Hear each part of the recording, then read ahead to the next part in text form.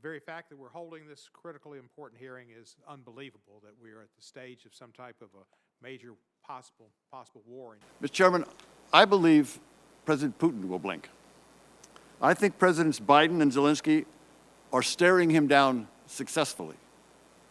Putin appears for now to be seeking negotiations. The strong measures taken by Ukraine, NATO, and the United States appear to have deterred an invasion, at least for now. NATO closed, although they may actually have some hesitancy about Ukraine and Mr. Putin seems to be coming around to the conclusion that negotiations are a better option than invading. The United States, NATO, Ukraine, and the rest of Europe are ready to sit at the negotiating tables to discuss ways to improve the security of NATO, Russia, and Europe. Placement of nuclear missiles, size and location of military exercises, confidence-building measures, these can all be discussed. Some of these issues have already been the subject of negotiations between the United States and Russia since last summer.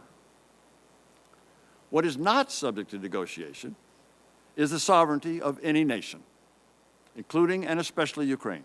Ranking Member Wilson and a number of other commissioners, I had the opportunity to travel to Estonia, Bulgaria, and Norway.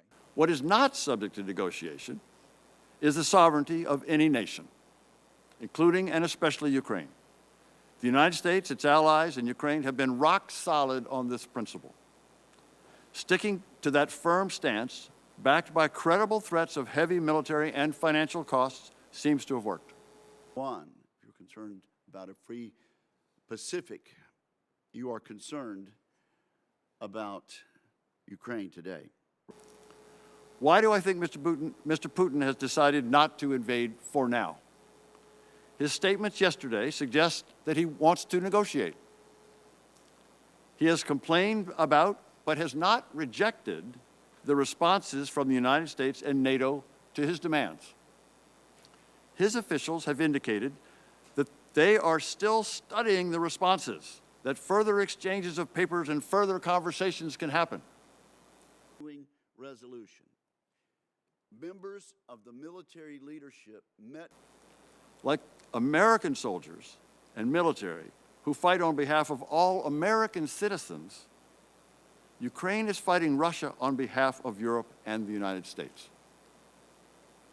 It is the front line of the battle between democracy and autocracy. We should support them. With that support, they will prevail. Putin will lose. Again, we appreciate all of your participation, and with that, the Commission will stand adjourned.